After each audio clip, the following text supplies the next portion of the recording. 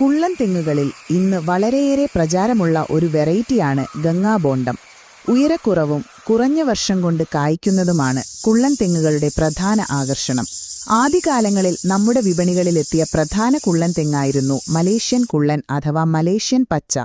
എന്നാൽ പാചകത്തിനോ വെളിച്ചെണ്ണ ഉണ്ടാക്കാനോ ഇവയുടെ തേങ്ങ ഒട്ടും അനുയോജ്യമല്ലാത്തതിനാൽ ഇവ കരിക്കിനു വേണ്ടി മാത്രം കൃഷി ചെയ്തു വന്നു. പിന്നീട് ധാരാളം ഹൈബ്രിഡ് കുള്ളൻ തെങ്ങുകൾ വിപണിയിൽ വന്നെങ്കിലും ഓയിൽ കണ്ടന്റ് കുറഞ്ഞ തേങ്ങകൾ ഇവയുടെയൊക്കെ ഒരു പോരായ്മയായിരുന്നു. അതിനൊരു പരിഹാരമായിരുന്നു ആന്ധ്രാപ്രദേശിൽ വികസിപ്പിച്ചെടുത്ത ഗംഗാബോണ്ടം എന്ന കുള്ളൻ ഹൈബ്രിഡ്. ഒരു കരിക്കിൽ നിന്നും 750 മില്ലിലിറ്റർ മുതൽ 1 ലിറ്റർ വരെ ഇളനീര് ലഭിക്കുന്ന ഇവയുടെ ഇളനീര് രുചിയിലും ഇപ്പോൾ വിപണിയിലുള്ള എല്ലാ ഇനങ്ങളെക്കാൾ മികച്ചതാണ്. 68% ഓയിൽ കണ്ടന്റ് ഉള്ളതിനാൽ ഇവ പാചകത്തിനും വെളിച്ചെണ്ണയ്ക്കും ഒരുപോലെ ഉപയോഗിക്കാം. 2 വർഷം കൊണ്ട് കായ്ക്കുമെന്ന് പല കച്ചവടക്കാരും അവകാശപ്പെടുന്നുണ്ടെങ്കിലും 3 വർഷമാണ് ഇവയ്ക്ക് പൂക്കുവാൻ വേണ്ടുന്ന കാലയളവ്. 3 വർഷത്തിൽ പൂക്കുന്നതിനാൽ 4-ാം വർഷത്തിനു മുൻപേ ഗംഗാബോണ്ടം കായ്ക്കുമെന്ന് പൊതുവെ പറയാം.